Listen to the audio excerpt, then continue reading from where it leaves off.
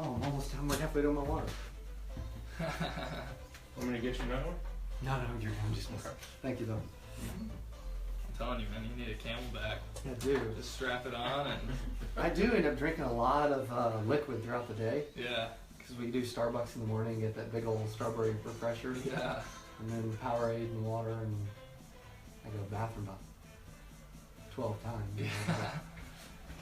Yeah, Starbucks goes right through you. It definitely goes right through me. Yeah. So here we go. We're streaming live to YouTube already, and he's got a feed going to Facebook Live. What's up, Facebook fans? We are a couple minutes from going live on YouTube. Today's topic is all about closing the deal. And I know you guys are wondering who makes us look so good. If you need someone to make you famous and make you look good, Ken Jansen with Downpour International is our go-to media dude. He does an awesome job. Yeah. The myth. Does. That's right. The legend. Ken Jansen.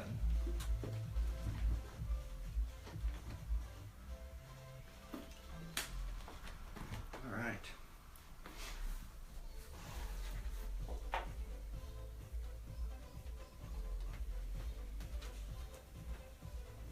Couple tags there. All right. Yep. We got Go. you in there, bro. That's right. Good stuff. I did the secure conference call this morning at 10:30 on what we did last week. Yeah. So that's what we'll start doing, is use the outline from this for the secure conference call the next Monday that I do with all our agents. Great idea. Yeah. And so today is about mastering the phone. Yeah. And it was actually easier now that we went through it. You know, Right. it was fun. Definitely. I'm sure. It was good. Are a lot of them tuning in to watch the? We had to watch this. Yeah. I don't know. Yeah. I know we have several that do. Right. We had we always have 6, 8, 10 on the conference call, and Yeah. probably the same amount of agents tuning to this. Maybe more tuning to this. Maybe Yeah. probably Okay, more guys, we're enjoyable. at 30 seconds. Okay. I'll go ahead and unmute it, and we'll just hold tight and let it loose.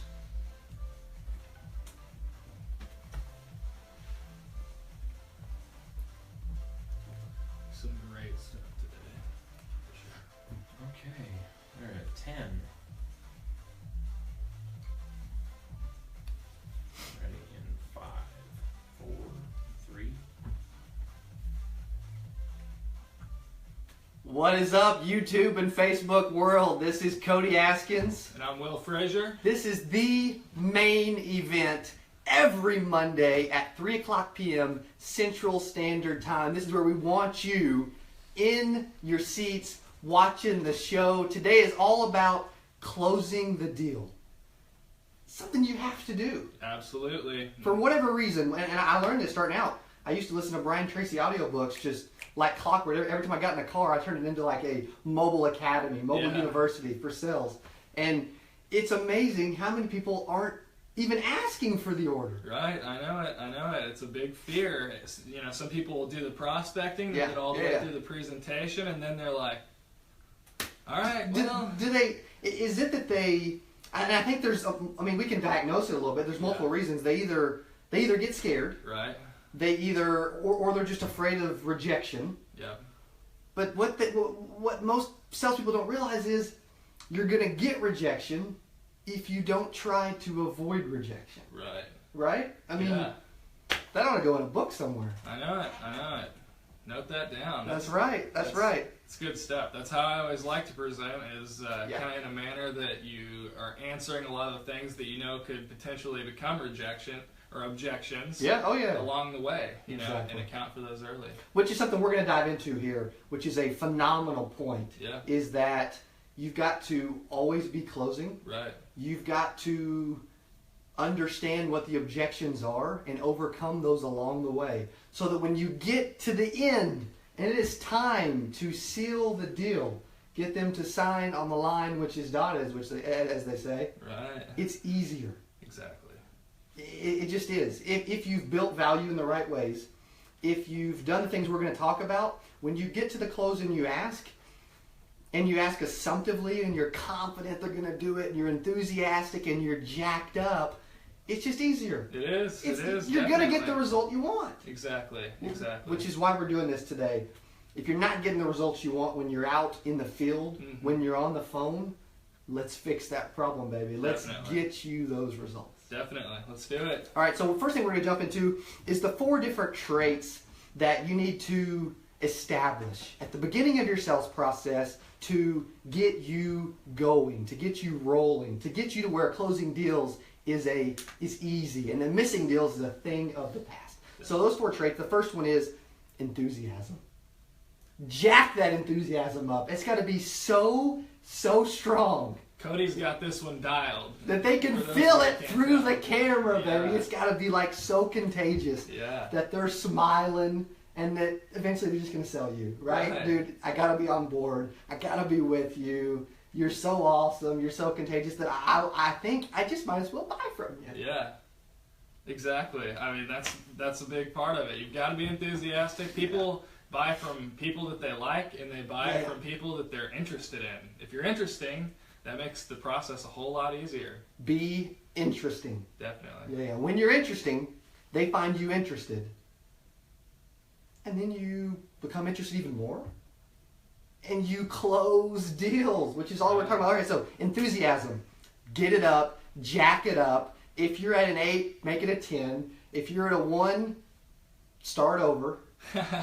Start over on the scale, right? Yeah, exactly. So let's get that to a 10. Okay, so, and then the second thing is, second trait or tip that you've got to have to get the sales process started off right. Because to close, we got to have that sales process rolling. Definitely. Like a well-oiled machine. So the second one is confidence. Right. That's huge. And it kind of plays off of number 1. I mean, if you're confident, then you should be enthusiastic, because you should be confident not only that you're doing the best thing for your client, but that you're going to get through it and do it the right way too, the process, I mean. So that's huge. If you don't believe that you are going to get the sale, you will never get it. Right. So true. There's never anyone that I see or that I talk to on the phone where I'm like, I'm not going to sell this person. It may happen, but I'm never going to think it. Right. I'm never going to let them feel that. Because then if they feel it through the phone, then we're trending in the wrong direction. Right, you're swimming upstream. We've been on 4 minutes and 40 seconds, and we've been dropping some bombs. And we're just getting started. Really, truly. For whatever reason, confidence isn't always there. And there's a big difference between confidence and arrogance. You know, you don't want to come across the wrong way or offend clients because they're like, now that dude's really arrogant, he talks about himself all the time, those types of things. Just be confident. Right. Be confident in your ability, be confident in your skills, in what you can do, and be prepared to deliver. So enthusiasm, confidence. Number 3, be in control. Definitely. Huge trait that you've got to bring to the table. If we're not in control, who's in control? The client. Right? And when they are in control, what typically tends to happen? You lose the deal. They sell you. Exactly. They sell you. I've got my, and I'm going to show them to the cameras today, I got my sell or be sold socks on today because we want to sell or be sold. If we aren't selling them, we are being sold. Right. Now, I'm not saying that every person that you meet has to have what you offer. You've got to do what's in the best interest of the client. Absolutely. But a large majority of the time, they need what we have to offer. Exactly. Couldn't agree more. That's the third one, be in control. And you've got to be in control along the way. And this doesn't mean, I want to touch on this because so many people think that you have to talk the most, that you have to dominate the conversation, that you have to railroad the client, that when you're in control, you're just this dominant, aggressive force. That's not true. Not at all. Not at all. In fact, that's totally the opposite. When you're controlling the call, really what you're mostly doing is you're getting the right information that you need at that time out of your process. Right. And I'm always in control, and I'm obviously pushing the conversation when I'm in the sales process, but I'm doing it in such a nice, respectful way that the last thing the client thinks is, this dude has railroaded me, he's aggressive, you've got to be respectful, you've got to be kind, they've got to feel that, but you can still be in control. Just by being, even if you're not an aggressive type A personality, you can still be in control as long as you're asking the right questions and pushing towards the close. Exactly. You're in control when you're controlling the sales process. Exactly. I love that. As you say, controlling the process. And the controllables. Yeah, exactly. Okay, I like that. Yeah. See, I was pulling one out of Will's playbook, man. Exactly. All right, number 4, be assumptive. So important. Do you think, and they're all important, is this the most important? It could be, because I think that when you assume that you're going to make the sale, you're going to arrive and show up enthusiastic. You're going to be enthusiastic on the phone. You're going to be confident because you're assuming that your confidence is portrayed in such a way that the client takes confidence in you and in the fact that they need what you're selling. Right. And you're obviously in control. If you're assuming along the way, you're just ticking things off. You're always closing. Yeah, exactly. You really are. Yeah, exactly. You are assuming from the very beginning. You are assuming that they are going to answer the phone. That when they do answer the phone, they're going to want to talk to you. Yeah. That when they want to talk to you, they're going to answer your questions. That they're going to be interested. That they're going to give you the information that they need or that you need. You're assuming that you're going to make, when you ask them to buy, they're going to do it. You're going to assume they're going to be a client for life. You assume everything. And you can take it a step farther and say, okay, when you assume, that's phenomenal. But you've got to ask questions assumptively. Because if they think that I feel that they should do what I'm about to ask them, I have a better chance of getting them to do what I want them to do. If they feel that, hey, he recommends I do this, you know, I might as well get on board and do it. Exactly. And if you do these things all along the way, then they're going to do that because they have confidence in you and you are the expert. Exactly. And so a quick example. I know we talked about ask questions assumptively. You can ask a question, hey, is it okay if I come see you? Or you could ask it assumptively. I'm going to be there Thursday. Why don't I go ahead and come by? Would you prefer 10 or 2? Right. I can make those times work. Which would you like? Exactly. That's taking it a step further. That's asking assumptively. You're going to get the 80 to 90% of the time. I get the answer I want when I ask those specific types of ways. Right. And ask it exactly in those specific types of ways. Yeah. Be enthusiastic, be confident, be in control, and assume that they're going to do exactly what you That's right. do. Implement those in your sales process, and the rest of this be a cakewalk. It will be a piece of cake. So let's jump into, it's kind of funny. I believe that clients, individuals, human beings as a whole, like to purchase things. Mm-hmm. They love to buy. Go ask my wife. She loves to buy stuff. Yeah. She just does. But if we don't ask, or if we don't do these things, they have a lower percentage chance of actually buying. Right. Of actually making that purchase. Normally, when they do purchase, they feel relieved, right? That, hey, I'm over the hump. I've did it. I don't have to worry about it anymore. The burden's off. That's what I find when I talk to clients. They are relieved when they purchase, and they thank me for selling them. Yeah, definitely. We're in the business that we're in. We're really selling peace of mind. Whether you're selling life insurance like Cody or property and casualty, auto and home stuff. If you are not doing these things and getting them to do what is in their best interest or what they recommend, then you are doing them a disservice. Absolutely. You just are.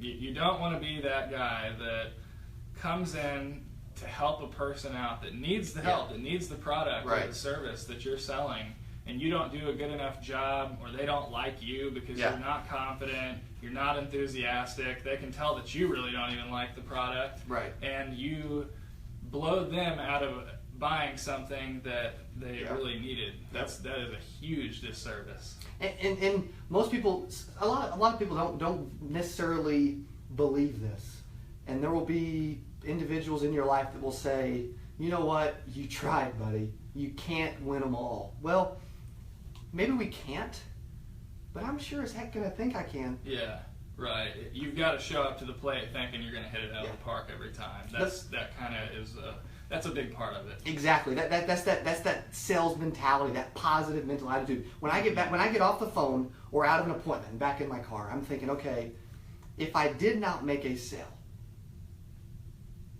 why not? Right. What could I have improved on? What did I do good? But what could I have improved on and done that much better? Right. Right? I mean, It's just, I mean, if we're that sold that everyone should buy, we're going to self-diagnose ourselves as far as why they didn't, when they don't. I love that. That's so true. That's so true. If you're real with yourself enough after losing a deal like that to go back and say, hey, why did this happen? Then you're bought in and you're committed. That shows that, and that will just kind of grow on you. It sort of builds within yourself. Exactly. And if you're going to lose the sale, let's lose it on our own terms. Absolutely. If it's going to happen, and what I mean by that is, I go in homes all the time where they've got the TV on, or they're on the phone, or they want to sit at the couch, or whatever. If I've got a better chance of closing the sale, if I go sit at the table, or if I ask them to turn the TV off, or if I don't discuss anything without them being off the telephone, if those things improve my chances of making the sale, then I'm going to do it. Yeah.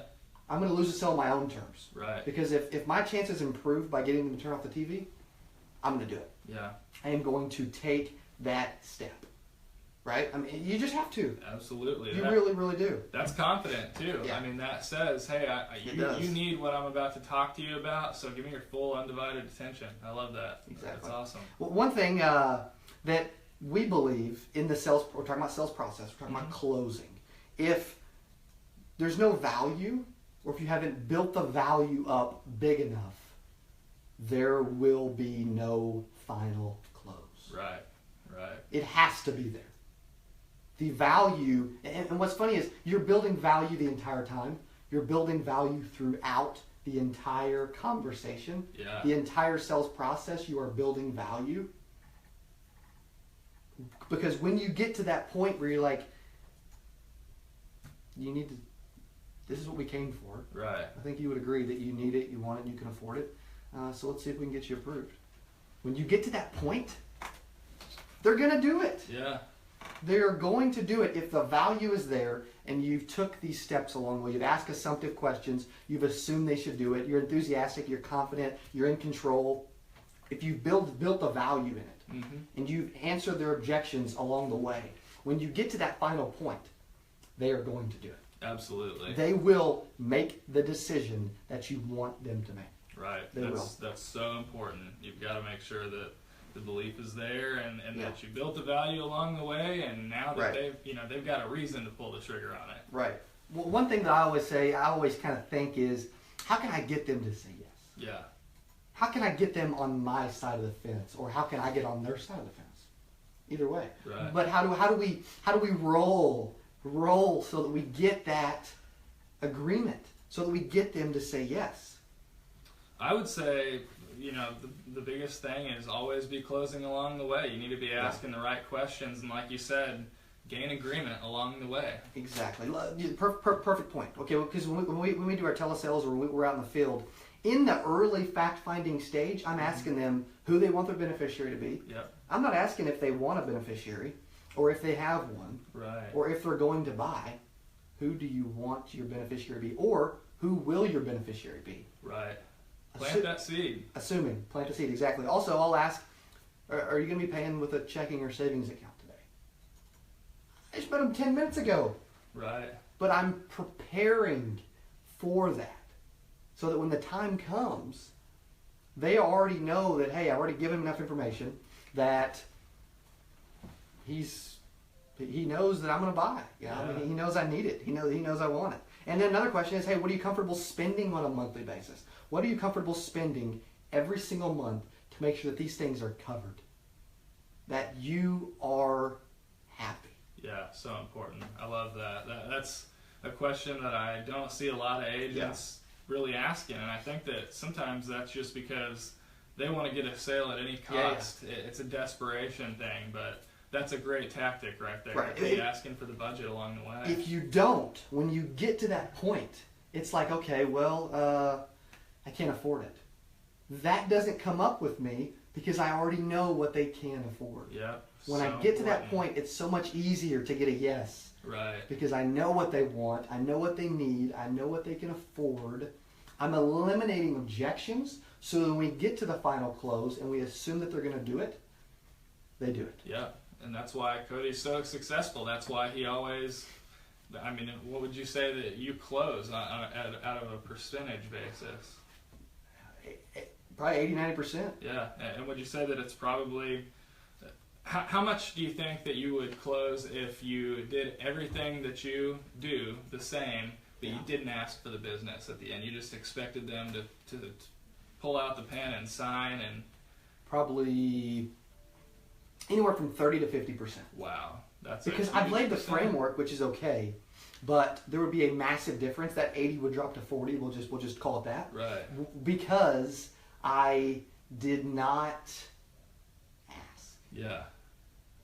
Why is that so hard? I don't know. Train yourself to ask in a couple different ways, and when you get to that point, ask. Absolutely. Please ask. Please ask. Because the next person will, or at least they should. Exactly.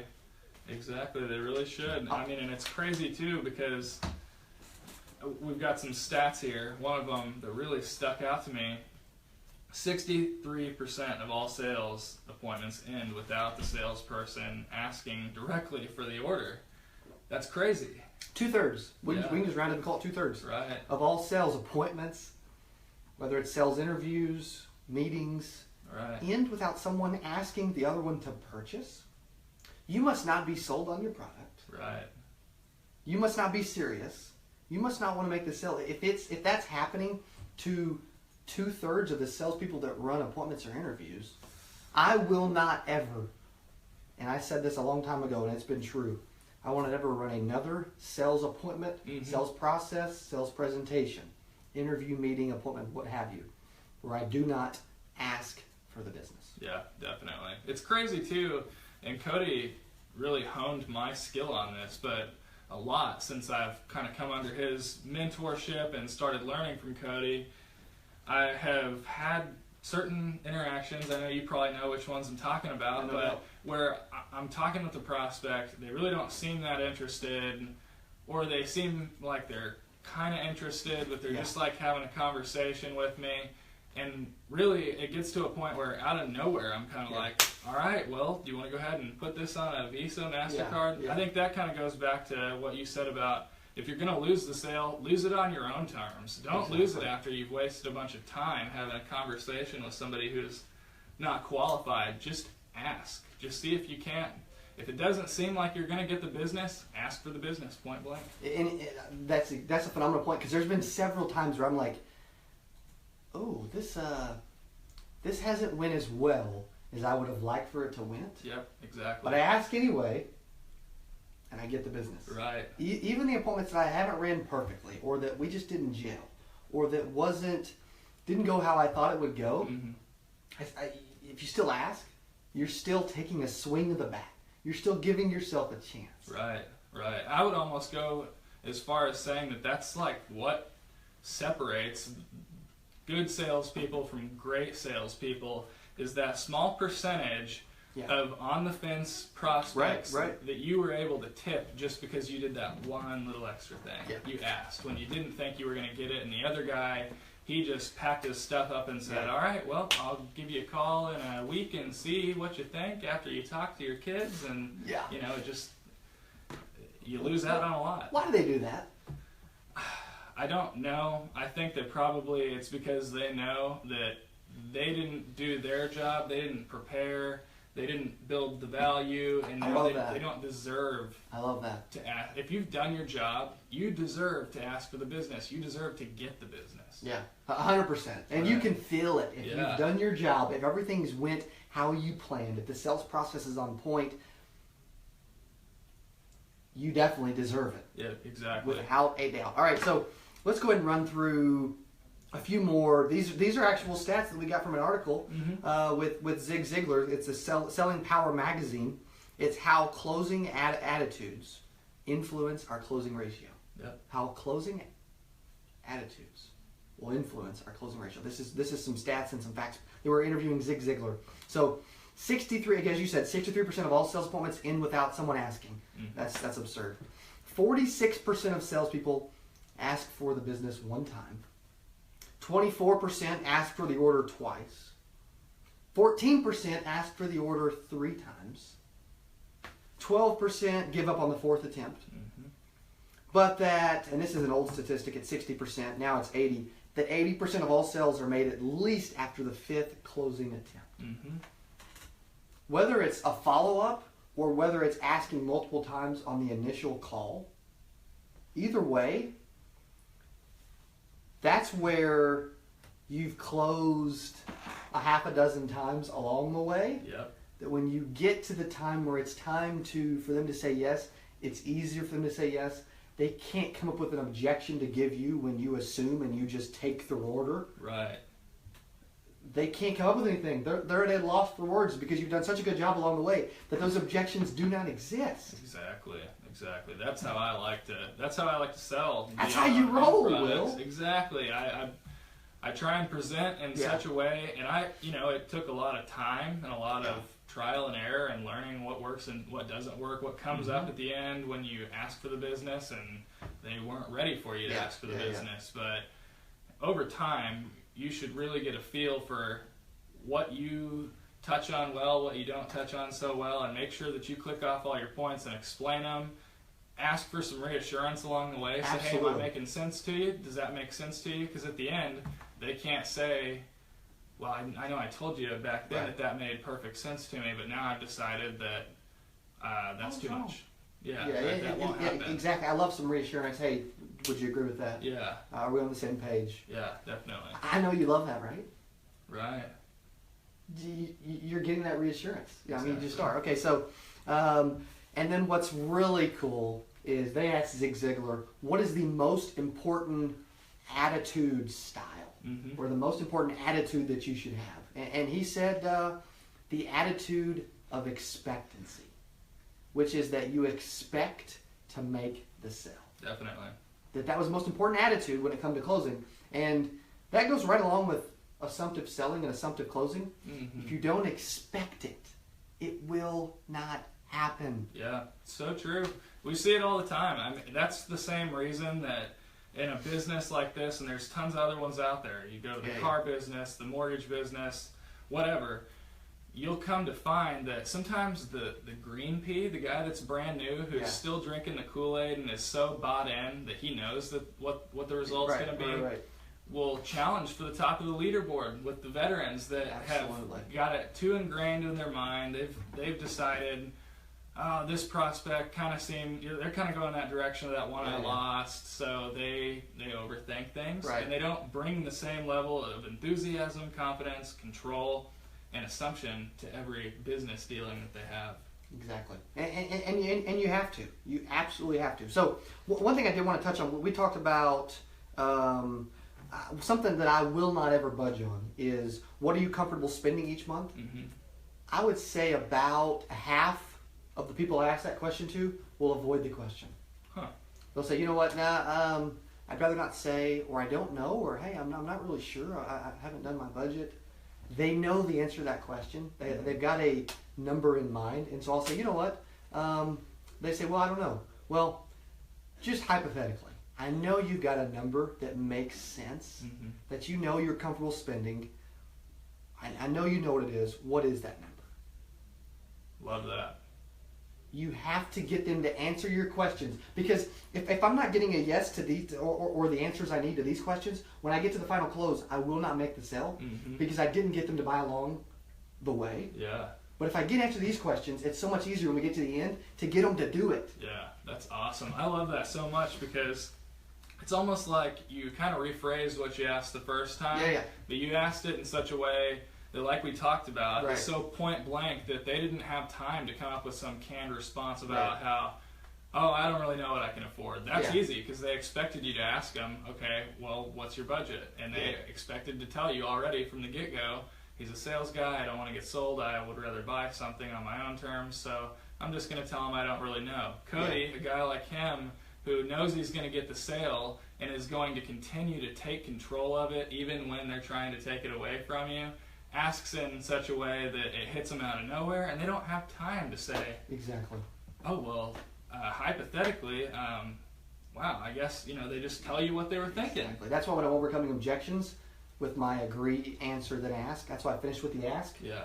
Because it doesn't give them a chance to give me another objection. I love that. Awesome. Because you're moving into the stage of them answering your questions instead of them telling you stuff. Yeah. You know what I mean? And then they have to respond. Right. And I heard a saying a long time ago that you can ask someone the same thing over and over and over again to get the answer you want, as long as you ask it in a slightly different way. Huh. So I'll ask, okay, another example. This is a close along the way, because if we need the policy, then we better get it. So if I'm in a house and they're like, hey, where's your life insurance policy? I don't know. Mm-hmm. Okay, well, instead of just taking that for face and just moving on. All right, well, the life insurance yeah, policy exactly. is nowhere to be found. Yeah, exactly. Instead of just taking that and just absorbing that, I have to get the answers to the questions that I want. So I move into, well, if you knew where it was, where would it be? They didn't have a chance to think about it, you know what I mean? But they're like, well, you know what? If I could find it, it would probably be here. Yeah. And then a large majority of the time, it is where they're thinking it is. Yeah. They may not know exactly where it is in that closet, file cabinet, under the bed, whatever. Right. But they generally know where they keep stuff like that at. Yeah. Even if they're not organized, they generally know where it is. So I'm going to ask that question a couple different times, just in different ways. Yeah. And then I'm going to move them in the direction of giving me an answer that I want, the yes. Yeah. You got to be getting answers to your questions along the way. If you're letting them avoid your questions, you will not close the sale. Yep, simple as that. It will never, ever happen. So we talked about with closing. If you're closing the entire time, it makes it easier to buy at the end. We talked about that. Yeah. If they're not answering you along the way, it's much harder to close them. Yeah. We just went over that. That is as big of a thing as you can get out of this. Let's go over, before we wrap up, let's go over a few closes that I think are extremely valuable, which is, well, I added the encyclopedia close just for fun, but I heard the encyclopedia close from Brian Tracy a long time ago on the art of closing the sale, which is on my website. You can listen to it for free on my website, if you remember. The encyclopedia close is, there used to be the encyclopedia salesman, and they'd walk up to a house, they would knock on the door, and they would ask about a series of 40 to 50 questions, and they had to get a yes to proceed to the next one. And it was it was the thought of, hey, if I can get a yes so many times that they'll eventually just keep saying yes. Well, not that I necessarily agree with that approach of asking 42 questions in a row and just start with easy guesses and keep getting yeses. Mm-hmm. But I do agree with getting them engaged and getting answers to the questions and getting some yeses along the way. I love that. So I kind of use it in my practice a little bit. But the way they did it, they would walk up to the door, they would knock on the door, they would say, hey, hello, do you live here? Yes. Perfect. May I come in for a quick second? Sure, yes. Excellent. Would it be okay if we placed an exclusive set of encyclopedias in your home for a year for free? And the only thing we ask is that if friends or family ask about them, that you refer them back to us. Again, 100% complimentary. Would that be okay? Yeah, I don't see why not. They would ask these questions along the way, 42 questions in a row, and they had to get a yes along the way, and then they would end up selling them a year of a subscription for encyclopedias for $1,000. And some of the earlier questions: do you believe in higher education? Do you believe that if we'll read that we get smarter? You know, just quite easy softball questions that they'll get yeses to. Yeah. You know, so that's just kind of a funny close that I always heard. We do it in a way, but not so systematic and boring as that. You know, right? I mean, so, and then there's another one that I heard, the no callback close. Mm-hmm. I heard this on the same audiobook. At the very beginning, Brian Tracy would go around to several different homes, run several appointments, and then when it got to the close, he would just kind of grudgingly say, okay, well, what do you want to do now? He was asking, but I won't even call it an ask, right? But he didn't know any better. Well, he would leave these appointments and think that he had hundreds of people around the city that were waiting, that were going to call him back and buy. Yeah. So one day he got the exact same response. Well, let me think about it. Mm-hmm. And he said, you have all the information you need to make a decision. You need it, you want it, you can afford it. I don't do callbacks. It's a personal rule. Why don't you just take it? And he said, the guy said, well, if you don't do callbacks, I guess I have to take it. Right. And so he did. Yeah. And so he took it, and then he did that at every appointment that he ran after that. And so what's funny is I've used that I used that on a $500 a month sale, which was it was about $8,000 of commission. Yeah. Let's put it that way. And $500 a month final expense sale, ridiculously big final expense sale for something small. But she was 81, needed $50K, and she said, "You know what? Well, let me think about it." I said, "Well, I have a personal rule. We don't do callbacks. You have all the information you need to make an informed decision today. You need it, you want it, you can afford it. You know, we're giving you more coverage, we're giving you cash back, we're saving you money, and you get a local agent. Why don't you just take it?" Yeah. And she did. Wow. So it's kind of funny. It's just, that's something that I use on a lot of my appointments now, and it's worked on several appointments. It's just a matter of asking, or recommending, or having some type of close. So that's the no callback close. There's always the assumptive one. Hey, let's see if we can get you approved. Yep. You know, what's your full legal name? Yep. Going into the paperwork. There's also straight to the app. It's very, very similar. Without even saying, let's see if we can get you approved. The approved is kind of like the underwriting close. Right. Then there's also the straight to the app. You know, hey, there's it's this, per month, and it's definitely what you need. So, what's your full legal name? Yep. Something I use a lot: assumptive, no callback, and then options. Where I'll give them, I'll build the value. I'll go over the benefits. I'll give them 3 options. Hey, 5,000's $50 a month, 10,000's $100 a month, and 15,000's $150 a month. Which of these 3 are you most comfortable with? And then they pick most of the time the one in the middle. And I say, okay, great. Let's see if we can get you approved. What's your full legal name? Yeah. And just once they've picked, they've made a decision. Right. I mean, they just have. So then you just go in and fill out the application. You have to get them to make a decision. Yep. Either way, they're making a decision. Whether they say yes or no, they're making a decision. But I don't like the let me call you back. Yeah. Let me think about it.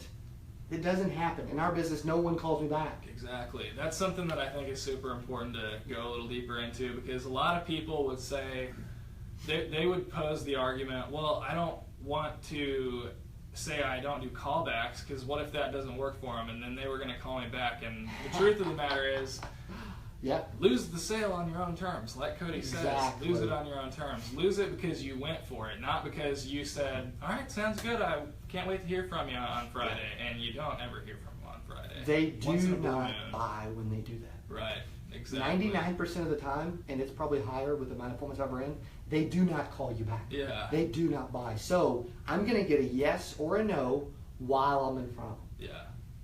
Well, let me think about it. Well, that's not, I mean, as much as we've got to know each other, and as nice as you've been, and I feel like we get along great, I'm going to politely encourage you to make a decision, because I know when I leave, you're not going to think about it. No one ever does. Yeah. So let's just hypothetically say you thought about it. What would you say? Would you say yes or no at this point? I'm getting an answer. I'm moving into the close. Or they say, well, let me talk to my spouse. Okay, great. I'm going to step outside, make a quick phone call for about 5 minutes. I got to call the office. You guys discuss it. We'll come right back in and see what you decided. Yep. I've made sales that way. You've got to get them to make decisions. Think outside the box. Get creative. Like my podcast that I do, I believe it is every Tuesday. Think outside the box. Yeah. Get creative. Get them to make a decision. Right. Move into the yes. Exactly. Assume the sale. Exactly. All right. What else can we jump into before we wrap this? Before we close the deal. Before we close the deal, I don't know. What are some closing thoughts? What do you think are the biggest things that you want people to take away from this? It is to assume or expect that things are going to go the way that you want them to go. Yeah. And ask things assumptively. When you ask something assumptively, they've got a better chance of doing what you want them to do, rather than if you just generically attempt. Right. Couldn't agree more. What would you say? What would you say is we give them a lot of content, awesome value, been an incredible fun show. What would you say, hey, this is what I want them to take from this? All I would say is start making it a part of your process. Make it a part of the process where you don't hang up the phone when they say, all right, well, sounds good. I'll talk it over. That's not a thing anymore. Show up with your A game, ready, confident and ready to make the deal at the end of the process. Exactly. Make sure that you're prepared to say, all right, well, do you want that to come out of your checking or savings account or to be drafted off a credit or debit card. That's right. In the PNC world, every conversation that I actually am quoting a prospect, I mean, I'm going to ask them, all right, what do you want the effective date of your policy to be? Okay, did you want that to come out of your checking or savings account or off a Visa or MasterCard? Exactly. And rarely, you know, you're not gonna lose any that you weren't already gonna lose at that point. Right. Oh, no doubt about it. Keep that in mind. No doubt about it. Swing for the fences. Exactly. Dude, these last three, we're kind of going along a series around the sales process and in general. Next Monday at 3 o'clock, you are going to want to be right back here tuned in. We have an incredible show for you, an incredible topic. I can't tell you what it is yet, but I can promise you we are taking another step. Right. We truly are. All right. I'm Cody Askins. I'm Will Frazier. Every Monday at 3 o'clock Central Standard Time, we want to see you, whether it's on Facebook or YouTube. If you're on Facebook, please go subscribe to our YouTube channel, Secure Agent Mentor. If you're on YouTube, go like our Facebook page so that you get updates along the way every single day. Also, check out my website, secureagentmentor.com. Subscribe to my email list. I am sending insurance agents, whether it's members, just subscribers, or my own agents, content, valuable content and info every single day. Go over to secureagentmentor.com. Thanks for joining. Thank you, guys. Awesome job, buddy. Hey, thanks, man. Closing the deal. That's right. Look forward to see you guys next Monday at 3 o'clock. Thanks for watching The Main Event. All right, Facebook world, thanks so much for tuning in, man. You got to hear from Willie Bob Frazier. That's right, man. But you got to hear from Cody Askins. That's the big kicker. SecureAgentMentor.com. Make sure you check it out. Lots of heat brought by this guy right here. Thank you, buddy. I appreciate that. And let us know what you think. Posting comments, what you thought of the show.